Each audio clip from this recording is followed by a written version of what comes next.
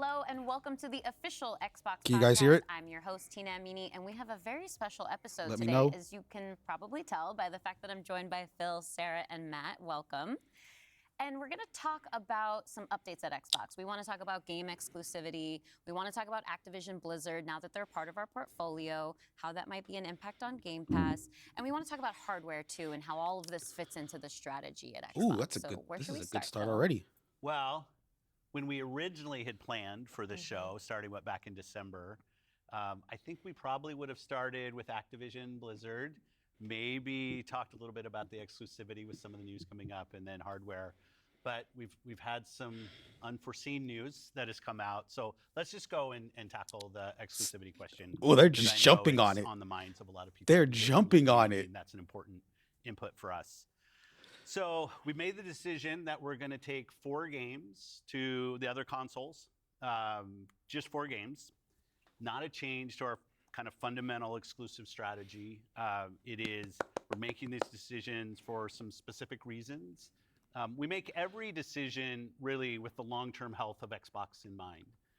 And long-term health of Xbox means a growing platform, our games performing, building the best platform for creators, reaching as many players as we can. We're always looking to learn as a leadership team and to grow. And we think this is an interesting point in time for us to use what some of the other platforms have right now to help grow our franchises. So we're going to do that. So these 4 titles, what are they? Can you say? I'm not going to name those games. The teams that are building those games have announced plans that are not too far away. As we know, okay. game teams put a lot of makes sense. energy into their announcements That makes with the sense. partners. So That makes sense. I don't want to take already anything know. away from those teams. So I won't be talking about the titles specifically, but I think when they come out, it'll make sense. Can we say if either of those titles are Starfield or Indiana Jones? They are not Starfield or Indiana Jones. Confirmation. What was the criteria in how the team was thinking about selecting those 4 titles? Let me start a little bit outside of that, and then I'll get to the 4 specific games that we're talking about right now. Because the fundamental decision driver for any decision that we make, anything we're going to talk about today, is the long-term health of Xbox. That we're running a growing platform that is reaching more players, that our games are having as much success as possible. And I do have a fundamental belief that over the next 5 or 10 years, exclusive games that are exclusive to one piece of hardware, are going to be a smaller and smaller part of the game industry. And that's not some great insight, because if you look at the last 10 years and what the biggest games are today, it's a natural place. Whether it's one console and PC, multiple consoles, mobile console and PC, you see big games landing on multiple platforms. He's not and wrong. we want to be a great platform for creators that are trying to realize that potential. But now back to the specifics of the question on these four specific titles. We got looked no at ads, Junior? games That's that good. are over a year old, so they've been on Xbox and PC for a while. A couple of the games are community-driven games, new games, that kind of first iterations of a franchise that have reached their full potential, I'd say, on Xbox and PC. There's always growth. Franchises that we obviously want to continue to invest in. Part of having the ability to continue to invest is that the businesses behind those franchises continue. We think it's important that these service-based games that have communities behind them, that they can have confidence that they're going to exist in the future. So 2 of them, kind of community-driven games that will end up on other platforms, Sea and of give us Thieves. the ability to continue to invest in them. We think Sea that's of great Thieves. for the business and great for the communities, more players to play with.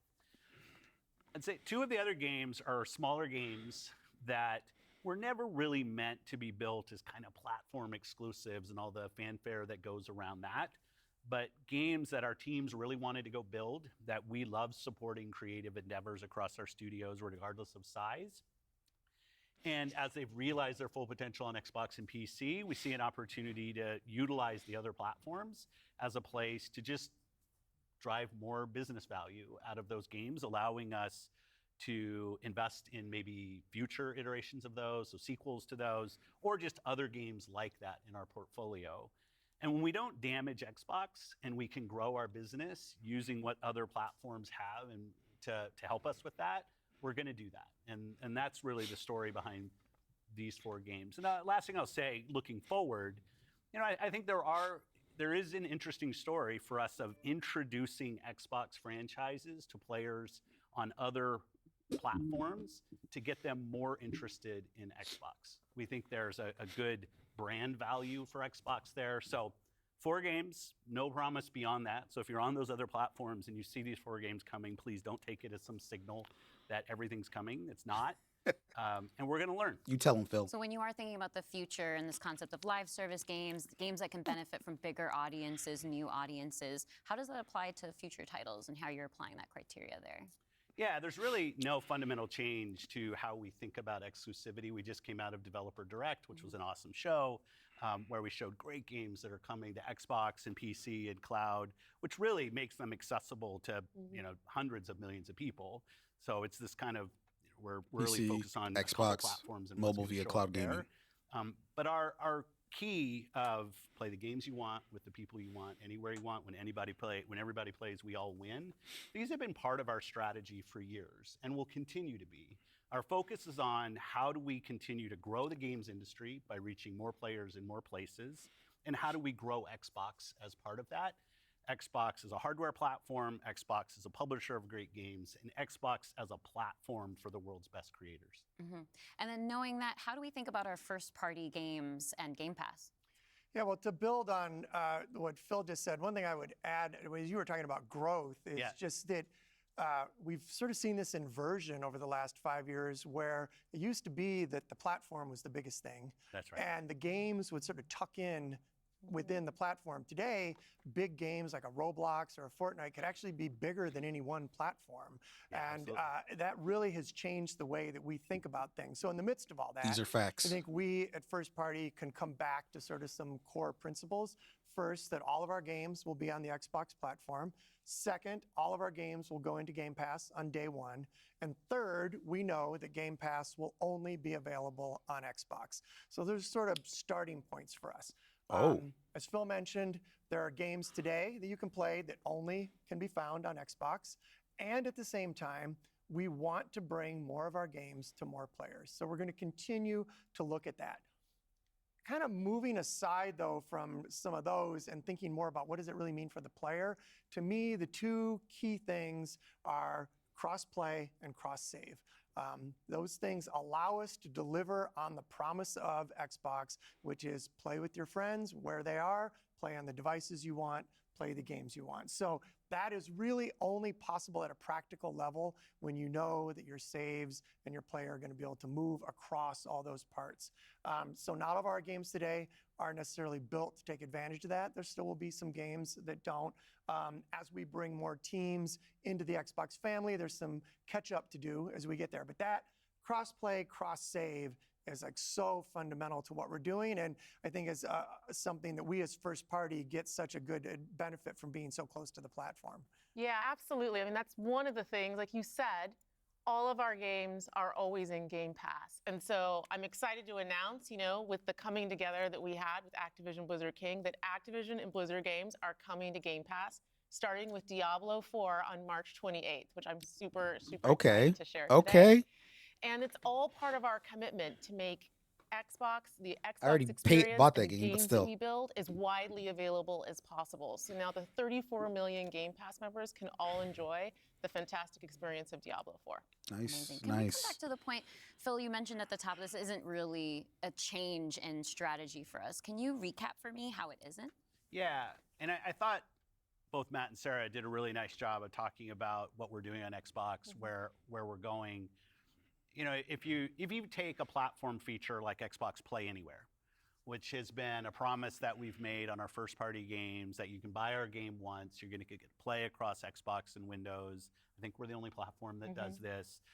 That makes it possible for you not only to play with your friends wherever they are, but to know that you actually have multiple entitlements to the games. I think that's a technology I would love to see applied to more platforms. But it is this view that people are going to play Xbox in multiple places. Whether it's play the games you want with the people you want, anywhere Manny, you want. we're going whether it's to talk about that a little more content after the cloud, thing. We're whether just it's going to when everybody watch, plays, we all have a little win. bit of Like, we've had commentary, different and then we'll taglines, discuss a little different more strategy, after.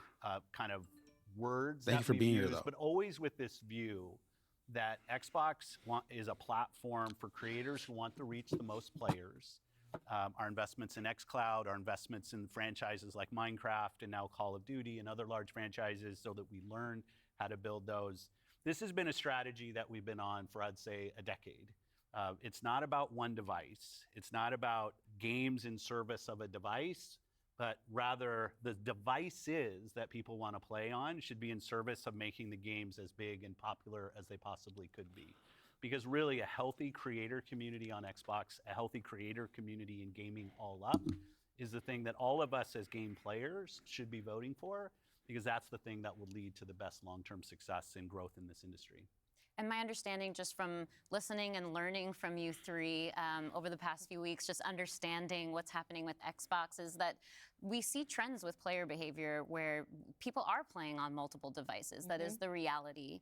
And we have put some games out on multiple platforms before. So my understanding is that that's been good for players. How does that come back to the business with all of that in mind?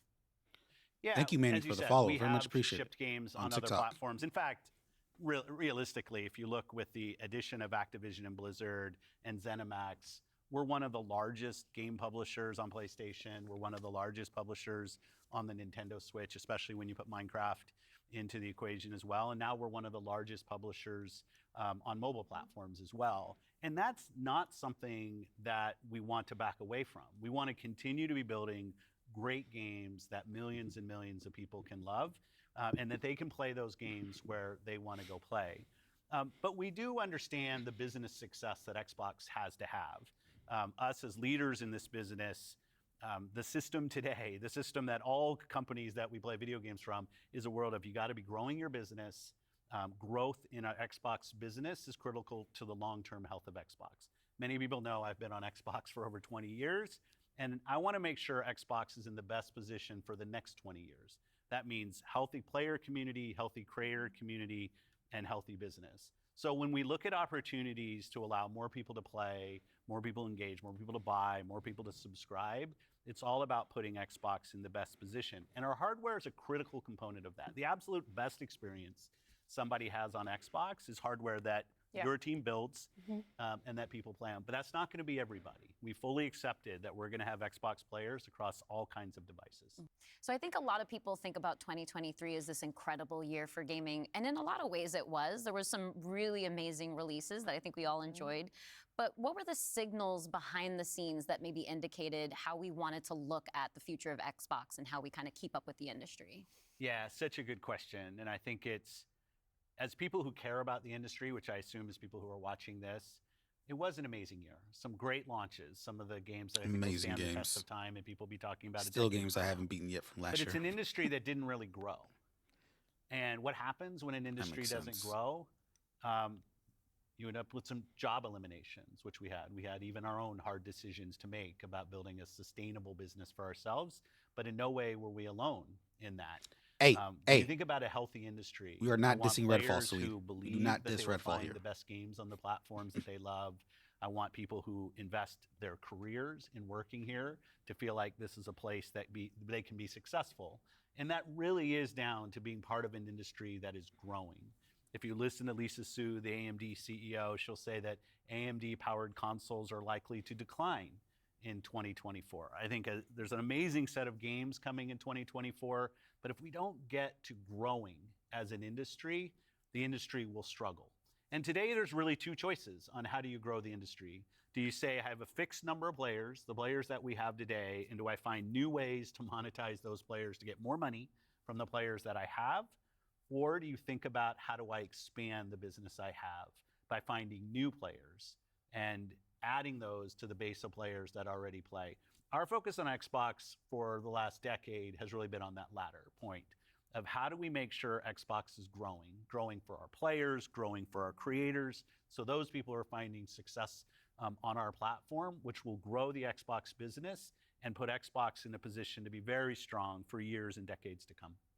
Matt, earlier you were talking about these growing gaming communities, how they're incredibly large, and comparable on such a different level when we think about console audiences. Like you mentioned Roblox, you mentioned Fortnite. So how are we're obviously thinking about our responsibility, our hardware responsibility is supporting the growth of gaming communities. How has that actually shown up for the players? Are there other games we can speak to from our portfolio? Well, as Phil mentioned, I mean, two of the biggest ones for us, Call of Duty and Minecraft, I mean, they are driven just from the bottom up by the communities of people that play those games, which is so great. I think about it, for the player community, it comes down to where are the friends, where are the people you play with, and then equally important is where have you built up your library of games, right? Where have you invested? Where's that library? I think those two things probably are some of the biggest influences on where people choose to play and what devices they choose to play. Yeah. When we think about, on the other side, the developer side,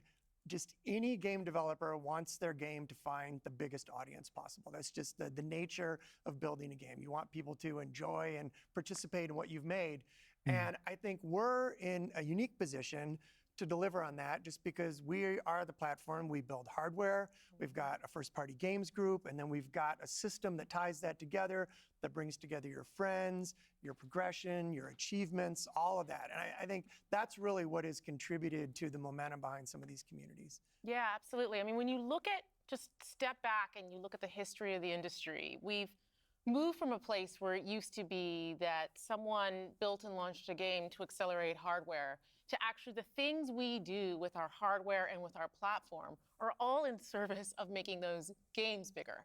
And we think about that across all of the investments we make, the consoles we build, the investments we do with things like cross-play, cross-progression, the things that we're doing with cloud. How do we actually give more options to game creators so they can have the greatest success?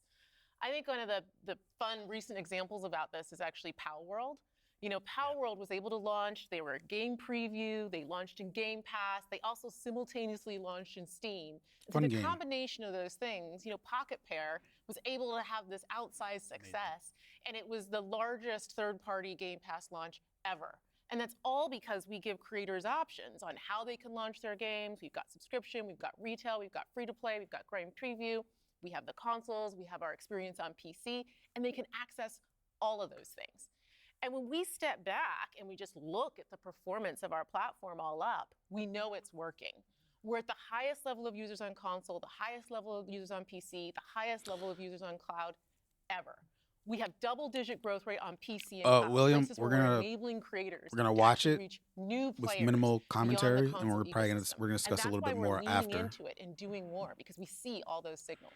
So we're talking about the role that hardware plays for creators, for the games and those communities. Thank you for being what here, though. about the role that hardware plays for us as a business, for Xbox? It's all good. When we look at our hardware, it really is, and Phil said this earlier, it's where you get like the most flagship seminal experience of Xbox. And it also represents a developer target. Our developers can build the specs of our hardware, and we invest to make sure they know when they do that the games are going to run great on our hardware, but they're also going to be able to be accessed across any screen because of all the other investments we make. So we're giving them an easy way to access as many players as possible. And we actually have more creators right now building for Xbox than ever before by nature, thousands of them by nature of those investments. And we got more to come. There's some exciting stuff coming out in hardware that we're going to share this holiday. And we're also invested in the next generation roadmap. And what we're really focused on there is delivering the largest technical leap you will have ever seen in a hardware generation, which makes it better for players and better for creators and the visions that they're building. And then when we're talking about hardware too, there's these other considerations that are really important to our community, probably to each one of ourselves as well. When you talk about library, because I want to dig in on that a little bit more. As we talk about cloud in the wider entertainment industry, there's conversations about streaming. How is that impacting how I own my content that I've invested in? So what can we say about our stance around game preservation? Yeah, one of the highlights for me of being in this position was getting to stand on stage when we announced back compat coming to Xbox One. Like, it was fantastic. People were reading the teleprompter before I could read it. I'm a slow reader, and just feeling the energy in the auditorium as we were saying that and online. One of the cues I think us as being part of Microsoft take is looking at Windows and how Windows over decades has maintained software compatibility with things that are built on it. Like I can still go back and play some of the games that I love playing on Windows from decades ago, and it will still run. And we try to bring that same view to consoles. It's harder in console because the line between what the hardware is and what the game is in consoles is traditionally, it's tighter, which makes compatibility, you end up doing these generational compatibilities that we've built. But I will say compatibility, the ability to not only play the games, but my saves are still there with our cloud save systems to try to keep the services up as long as we can so that people can play, is a tenet of what we are as Xbox. It's at our foundation. And when we look at future hardware generations and what we're gonna support, making sure that we respect, which is the word I use, respect the investments that people have made in Xbox going forward is fundamental. And the fact that you get entitlements when you buy a game from us on both Windows and Xbox also means you have the ability to play that game across a multitude of devices, which I think furthers the compatibility of the games that you own. Can we go back to what Xbox stands for today? I think we've pretty much covered all of the elements, but if you could break it down for me. You know, when you play on Xbox, what we're saying is you're playing on a platform where you know the biggest games in the world are always going to be. You're playing on a platform where you get to access Game Pass. And all of the games from our incredible range of studios will always launch in Game Pass day one. And you're playing on a platform that's dedicated to you, like player-first features, cross-play, cross-save, cross-progression, backwards compatibility, being able to play your games in your library anywhere you want because of the investments that we make in cloud gaming. And so you're playing somewhere where you're investing and you know you get to take the games forward with you and across all of the screens where you are. And I think most importantly, Xbox is a place where you know when you're investing in Xbox, you're investing somewhere that is dedicated to making games more successful and creators more successful so that they can invest more to bring even better experiences to you all of the time.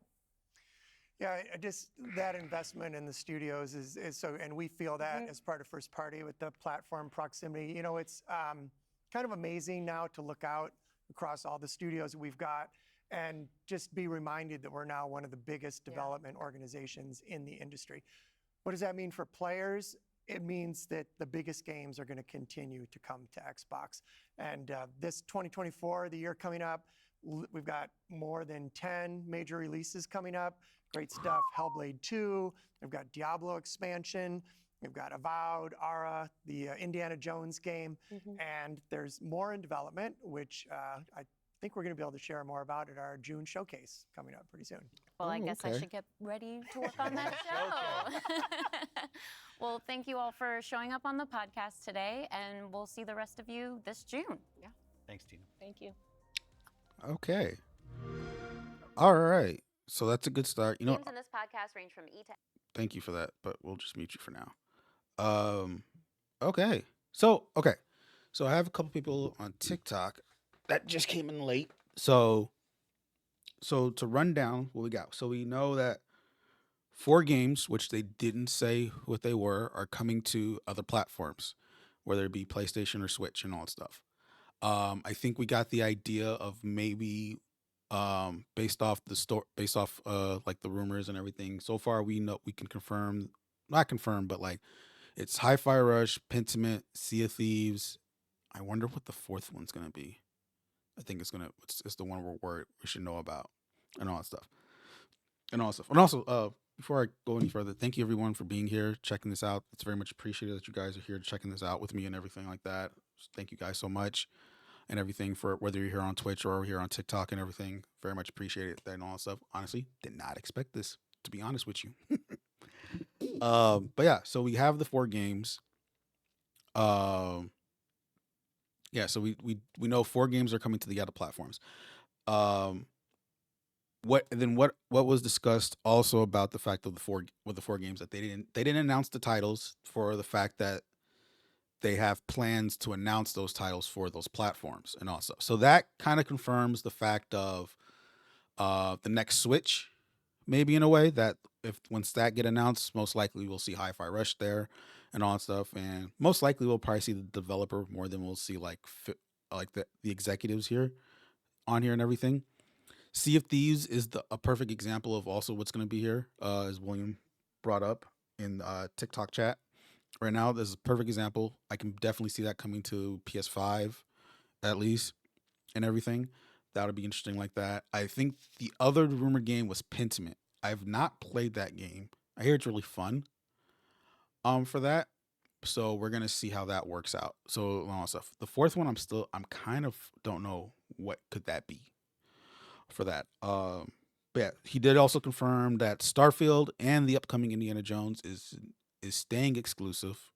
So if you want to play those two games, particularly Xbox, Xbox Game Pass, all that stuff, Steam on PC and everything like that.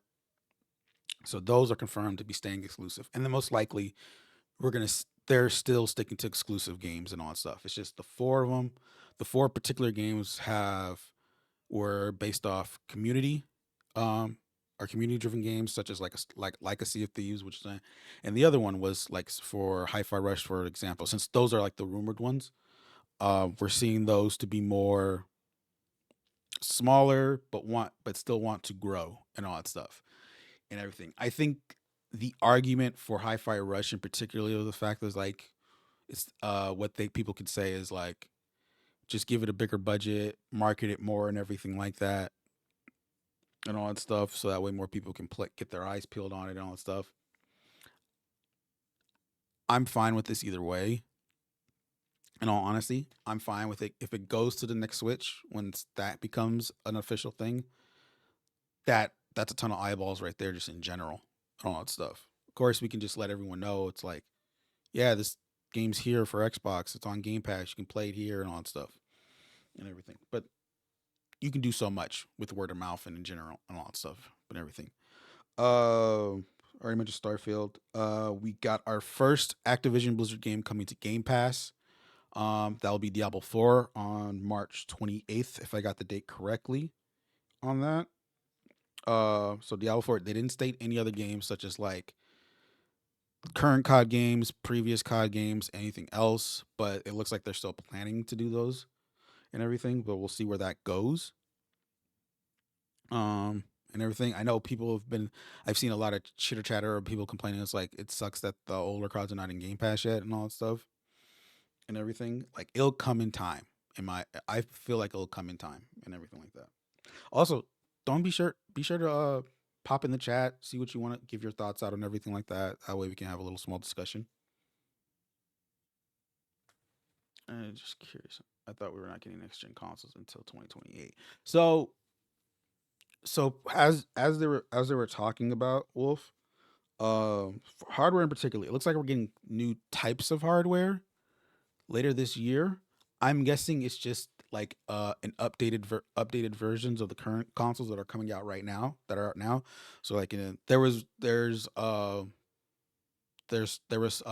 chatter about an updated Series X and an updated Series S. The updated Series X though is going to have no disk drive, but then some like updated internal ports for that. So that's what they could be referring to, or maybe something else in particularly. We won't know that for sure until everything's official. We can assume leaks here and there and all that stuff, but still at the same time, I'm that kind of person that's more of like, we'll just wait till and see what happens and all that stuff for that. So they did talk about plans for next gen and all that stuff. It was very broad, nothing much talk about it, not much about it, but a next gen console is in the way makings and all that stuff. So that's all good there too for that. So we just talked about the hardware already. That was the next thing I thought it was interesting. The one thing I thought was was interesting about when we were talking about the gaming preservation and what he's always, and how Phil Spencer, if you can see here, the guy that's actually talking with his hand out like me, he was talking about how he wants to do gaming preservation similar of how it is on Windows. Like literally on a PC, every single game that's been out can be played on your PC, especially from now. If it's like more modern, even if it's an older game, you can still be able to play it. And he wants that something similar for the consoles and all that stuff. It's just more the fact of a console has more of a limited hardware and all that stuff and the other thing. And the fact that there's a fact of them wanting to do something like that is pretty cool. And I'm very interested. It's why I enjoy it. Like from a hardware perspective, I can care like game side is everything. That's another thing. But from a hardware aspect of thing is why I always enjoyed an Xbox more and all that stuff. I don't. I never based my platforms, the consoles on the games as much as I do on hardware. Hardwares and the features has always been more of the selling point for me, really, than it is about the games and all that stuff and everything. But plus, like, I also understand the fact like launch titles on games don't match of what the final product will be later on of a console cycle too. So it has its ups and downs, in my opinion. But honestly like this right here, you can say it's a play it safe kind of thing, but at the same time, I am totally fine with this and all that stuff. The fact that they even like Phil even mentioned about like there's already been stuff in the news and everything like that. He mentioned the fact of that and everything and clarify like 4 games. Though he didn't announce them, we do have an idea of what a few of those are and all that stuff. Don't expect Starfield and Indiana Jones to come to another platform and all that stuff. Though that could change between now and in the future and what in 3 years from now and all that stuff. Maybe who knows and all that stuff. We got our first Activision Blizzard game, Diablo 4, coming next month to Game Pass. So that's cool right there. I'm interested in seeing though of how Diablo 4 comes to Game Pass and all that stuff. How is it implemented? Is it integration with BattleNet, which is the PC launcher and everything like that, and everything, so that way you can play it on the PC side and everything. Console make it easier and everything like that. So that's then there, all that stuff. Surprise was just Diablo 4 though a little bit. That's coming to Game Pass. I'm sure, like I said, I know most likely everything else is probably coming, but it's a lot of game that you can say what you want. It's like they're taking too long taking these games out, but at the same time, it's like we don't know what the heck is going on of how to implement those games, particularly to put into Game Pass and all that stuff. So, but yeah, overall, I think this was a good show. I think this was a nice talk. I think I've learned enough of what I want. I feel more. I was already like, for me before going into this, because I've been watching the news about this for like the last month and a half, and it's been like a pain. It's been like annoying to me in a way, because it's like we don't know anything really. A lot of back and forth, a lot of this and that. And it's just like I'm sure they'll talk about this, and they did. So we'll see. Anything again, chat. You're more than welcome to bring up anything, questions or anything like that, your thoughts or anything, for that stuff. That way, it's like we have somewhat of a discussion, but nah, uh, and all that stuff. But yeah, I think that's all for now. I'm gonna go and check out Twitter and YouTube and listen to these other people's reactions about this. Um, and all that stuff. Again, I thank everyone for being here, whether you're here on TikTok, Twitch, and all that stuff. Thank you guys so much, and all that stuff. Program note to let everyone know, we are doing a stream, particularly just a Twitch only stream later tonight. We're checking out a game. It's called Hawked. It just released on console today. It is a PvPvE extraction shooter. It's and everything. The screenshots that I seen gives me Tarkov plus Fortnite vibes in a way. But I want to check it out and everything, and we'll be doing that later tonight. Maybe 7:30 p.m. Pacific Standard Time and all that stuff. That's gonna be over on Twitch. So thank you guys for being here. I'm gonna cut it tonight. I'm probably gonna actually upload this to the YouTube channel and everything, so that way we can all check that out. That way we have something and all that stuff. And yeah, again, thank you guys for being here. Hope you guys have a wonderful day or whether it's in the morning, the evening, the afternoon, wherever it could be. Thank you guys again. And I will see you guys later. Peace.